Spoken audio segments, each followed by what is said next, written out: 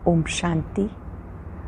आज बाबा के 30 अगस्त 2021 के साकार मधुर महावाक्य हैं। आज उमंग उत्साह का पर्व, जन्माष्टमी पर्व की सबको बहुत बहुत हार्दिक शुभकामनाएं। हम सबको बहुत खुशी है कि अब नई दुनिया आने वाली है। हम भी उस श्री कृष्णपुरी में जाएं, उनके समान देव बने। उसके लिए सच्चे सच्चे व्रत रखेंगे, जैसे मन वचन कर्म से हमें किसी को भी दुख नहीं देना, सबको सुख देना है। सच्चा व्रत रखेंगे, सबके गुणों को ग्रहण करेंगे, अवगुणों को नहीं। सच्चा व्रत रखेंगे कि हर कार्य करते हुए ट्रस्टी बनकर रहेंगे, देह अभिमान में नहीं आएंगे, हल्के रहेंगे। आज इस पावन पर्व पर श्री कृष्ण जी के समान सदा प्रसन्न रहें, हर्षित रहें। हर कार्य भी हर्षित चित्त स्थिति में रह के करें। आज की मधुर मुरली में बाबा ने हमें रूहानी कारोबार करनी सिखाई। अपने को रूह समझकर, आत्मा समझकर हम जब कर्म क्षेत्र पर कार्य करते हैं तो ये रूहानी कारोबार है। ये कारोबार करना बाबा सिखाते हैं। इस रूहानी कारोबार से, रूह समझकर कार्य करने से आत्मा निर्विकारी बनती है। पूरी दुनिया में जिस्मानी कारोबार है, अर्थात देह अभिमान में कार्य करते हैं। यहाँ पर बाबा ने याद दिलाया, आत्मा ही पतित बनती है, पावन बनती है। आत्मा ही पुण्य करती है, आत्मा ही विकर्म करती है। जब आप स्वयं को आत्मा निश्चय कर एक बाबा को याद करते हैं तो ये आत्म अभिमानी स्थिति बहुत ऊंची स्थिति है। आत्मा ही एक शरीर छोड़ दूसरा लेती है। मूल वतन से आत्मा इस शरीर रूपी वस्त्र को धारण कर पार्ट बचाती है। आत्मा को ही बाबा बच्चे बच्चे कहते हैं। सन्यासी कभी बच्चे नहीं कह सकते। निराकार शिव बाबा ब्रह्मा तन के द्वारा हमें याद दिलाते कि बच्चे आप ही देवी देवता थे, 16 कला संपन्न थे, आपको फिर से बनना है। आत्मा का कल्याण इसी बात में है जब अपने स्वधर्म में स्थित रहते हैं। मनुष्य चाहते हैं कि मन की शांति मिले। बाबा ने कहा, मन की शांति कैसे? मन और बुद्धि आत्मा के ऑर्गन्स हैं। आत्मा को शांति कैसे मिले? उसके लिए अपने स्वधर्म में स्थित हो जाओ। स्वधर्म में स्थित होकर कार्य करो। उसके लिए 1 घंटा पढ़ाई ज़रूर पढ़ो। स्वर्ग में चलना है तो उसके लिए ब्रह्मा कुमार कुमारी बने। सच्चे ब्रह्मा कुमार कुमारी अच्छी रीति पढ़ाई पढ़ते हैं, पवित्र बनते हैं। ऐसे बच्चे ही याद में रह सकते हैं। अगर कोई पढ़ाई नहीं पढ़ते, पवित्र नहीं बनते, आत्मा पावन नहीं बनी, ऐसे ही शरीर छोड़ देंगे तो सतयुग में ऊंच पद नहीं पा सकेंगे। बाबा कहते, बच्चे इस समय जितना आत्मा समझकर मुझे याद करेंगे, आत्म अभिमानी बनेंगे, पवित्र बनेंगे, तो उतना विष्णुपुरी में चले जाएंगे। वैष्णव बनो तो विष्णुपुरी में चले जाएंगे। नॉलेज की शक्ति के द्वारा रावण के भिन्न भिन्न रूपों को जानना है।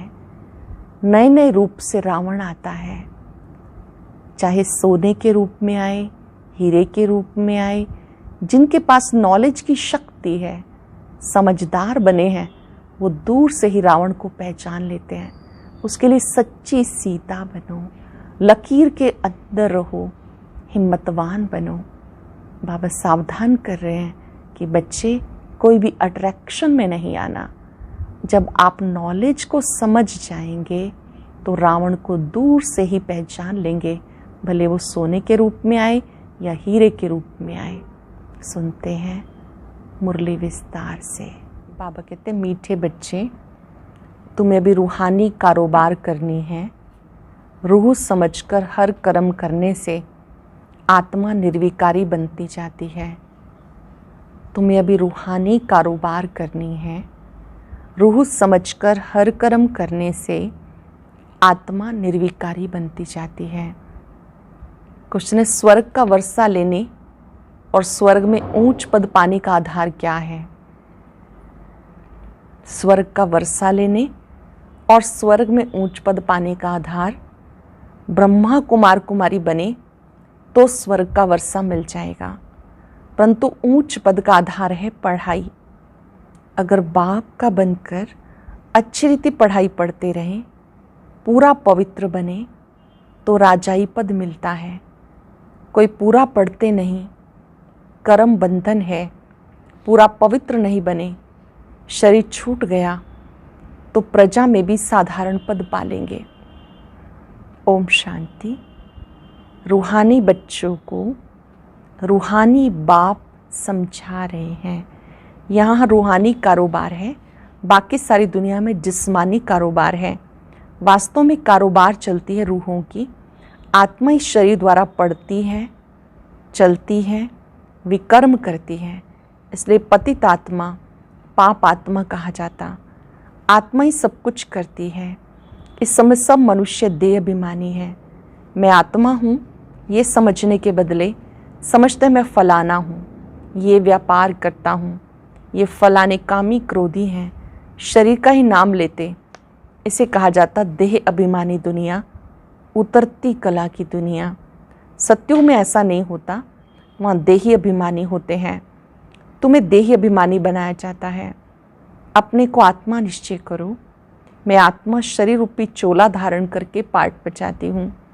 वह एक्टर्स भी भिन्न भिन्न कपड़ा बदली कर पार्ट बचाते हैं। बाबा कहते तुम आत्माएं पहले शांति धाम में थी, तुम्हारा घर है शांति धाम। जैसे वो है हद का नाटक, ये फिर है बेहद का नाटक।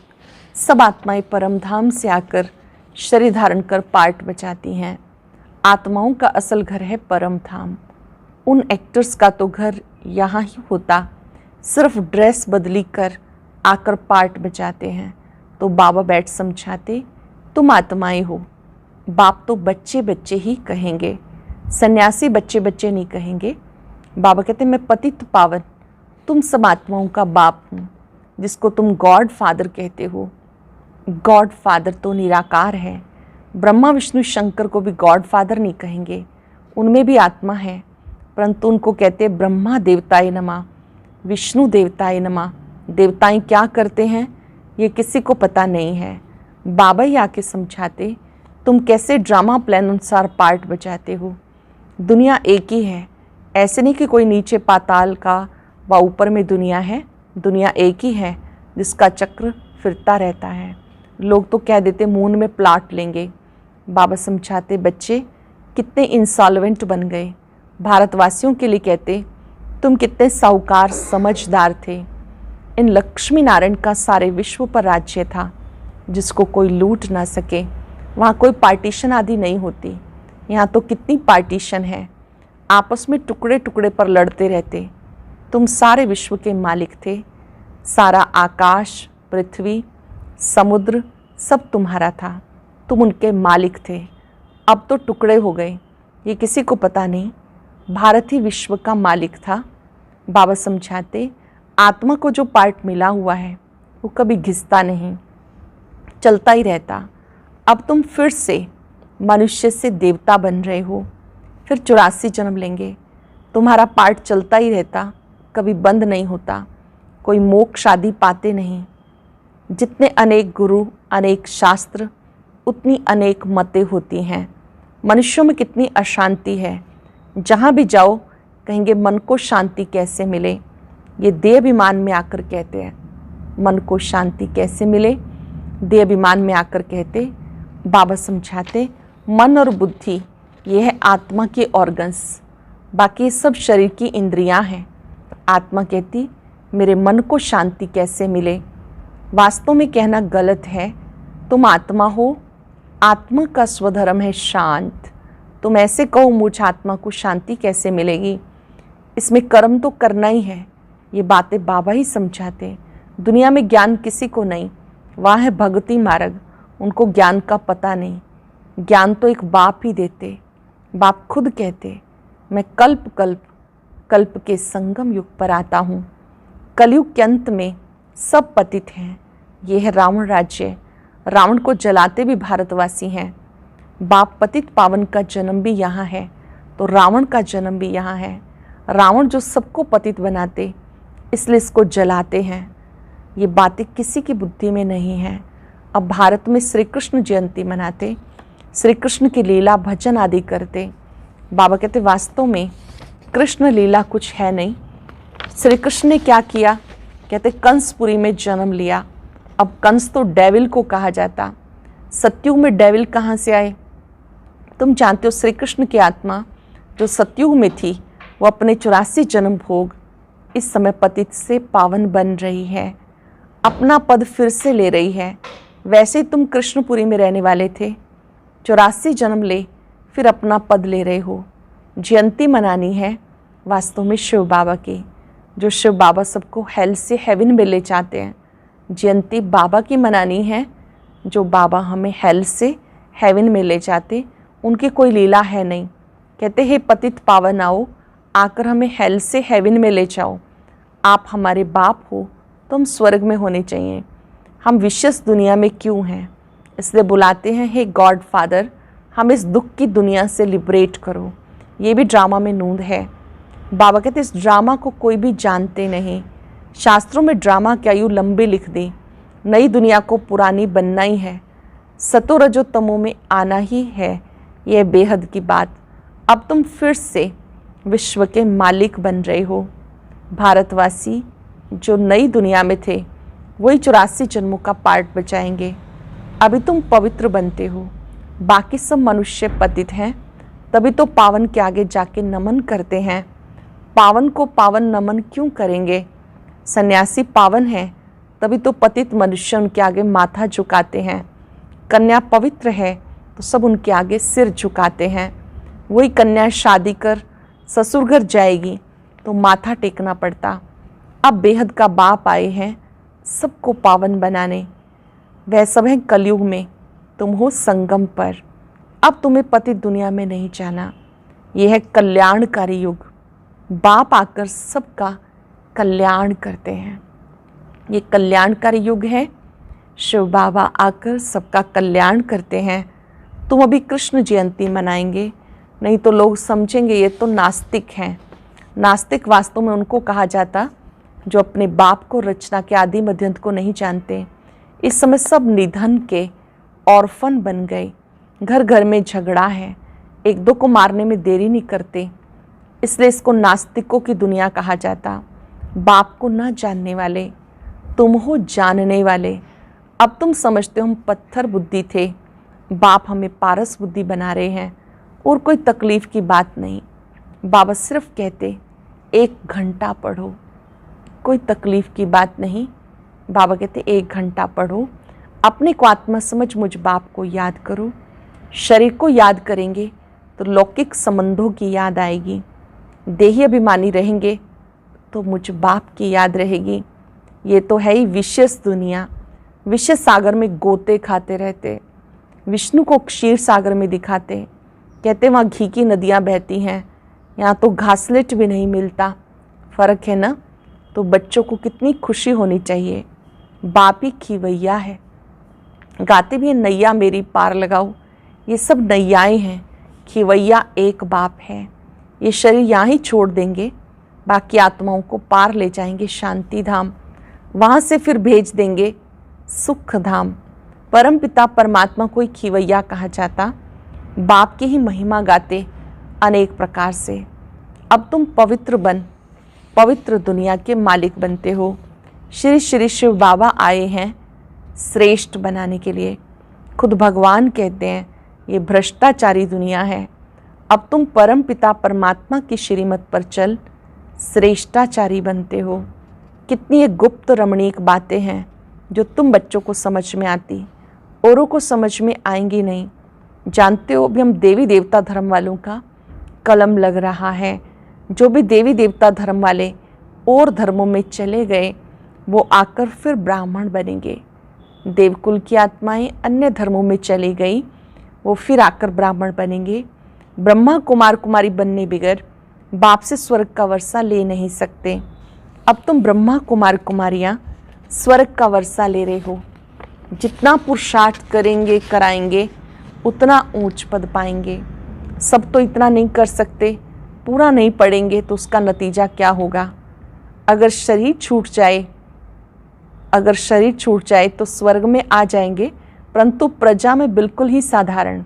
अगर बाप का बनकर अच्छी रीति पढ़े तो राजाई पद पा सकते हैं। नहीं पढ़ते हैं तो समझेंगे उनकी तकदीर में नहीं है। पवित्र रहेंगे, पढ़ेंगे तो ऊंच पद पाएंगे। अपवित्र होने से बाप को याद नहीं कर सकेंगे। ऐसे भी बहुत है। कर्म बंधन का हिसाब जब छूटे, गाड़ी के दोनों पहिए ठीक होंगे, पवित्र होंगे तो ठीक चलेंगे। दोनों पवित्र रहेंगे तो ज्ञान चिता पर बैठ जाएंगे, नहीं तो खिटपिट होती है। कई बच्चे कहते हैं बाबा हम तो जानते हैं श्री कृष्ण सतयुग का पहला प्रिंस है, तो क्यों नहीं कुछ मनाएं? अच्छा, हम श्री कृष्ण की आत्मा को बुला भी सकते हैं, आकर खेल पाल करेगी, रास करेगी और क्या करेगी?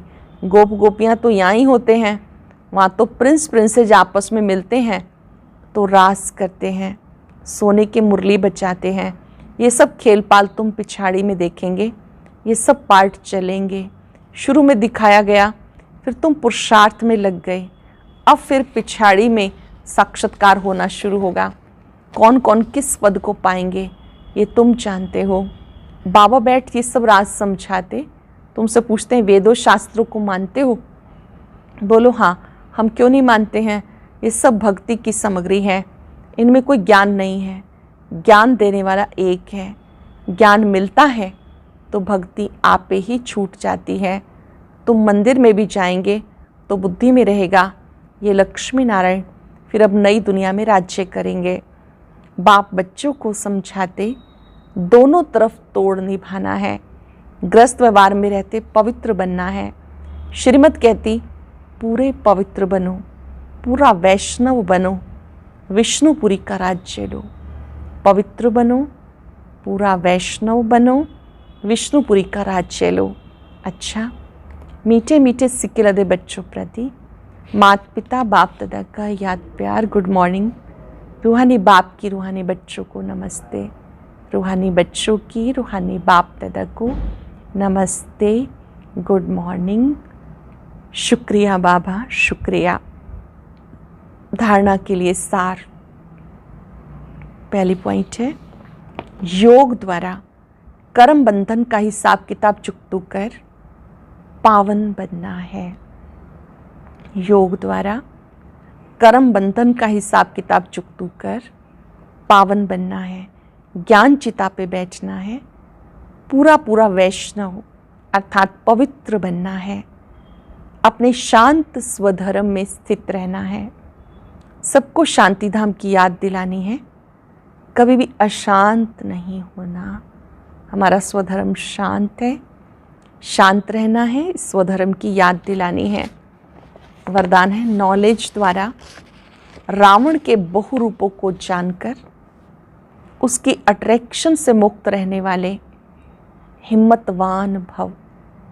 नॉलेज द्वारा रावण के बहुरूपों को जानकर उसकी अट्रैक्शन से मुक्त रहने वाले हिम्मतवान भव। जो बच्चे नॉलेज द्वारा रावण के बहुरूपों को अच्छी तरह से जान गए हैं, उनके आगे वो नज़दीक भी नहीं आ सकता। चाहे सोने का चाहे हीरे का रूप धारण करे, उसकी अट्रैक्शन में नहीं आएंगे। ऐसी सच्ची सीताएं बन, लकीर के अंदर रहने का लक्ष्य रख, हिम्मतवान बनो। फिर ये रावण की बहुसेना वार करने की बजाय आपकी सहयोगी बन जाएगी। रावण की बहुसेना वार करने की बजाय आपकी सहयोगी बन जाएगी। प्रकृति के 5 तत्व 5 विकार ट्रांसफ़र होकर आपकी सेवा के लिए आएंगे। बहुत सुंदर बात। नॉलेज की शक्ति से हमें रावण के बहुरूपों को पहचानना है। इसमें भी हिम्मत चाहिए, परख शक्ति चाहिए। रावण के बहुरूप 5 विकार काम, क्रोध, लोभ, मोह, अहंकार, इनको अच्छे से पहचान कर जो बच्चे लकीर के अंदर रहते हैं वो कभी भी इनके अधीन नहीं हो सकते हैं। ऐसे हिम्मतवान बनना है, चाहे सोने के रूप में आए, चाहे कोई भी हिरण बन के आए, माया रावण को पहचान लेना है। बाबा कहते हैं आप बच्चों को हिम्मतवान बन के नॉलेज की ताकत से इसको पहचानना है और मुक्त रहना है। लोगों ने सेवाओं में सफलता प्राप्त करनी है तो निर्माणचित्त की विशेषता को धारण करो। सफलता प्राप्त करने का मंत्र है निर्माणचित्त की विशेषता को धारण करना, मान शान की इच्छा से परे रह के सेवा करना। अपने मान शान की इच्छा ना रख, बाबा को प्रत्यक्ष करने की इच्छा से करने वाले, निर्माण बनने वाले सेवाओं में सफल होते हैं। आज हम याद रखेंगे मैं हिम्मतवान आत्मा हूँ। ओम शांति। आज की अव्यक्त मुरली जरूर सुने। उसके लिए ऊपर दिए गए बॉक्स को टच करें।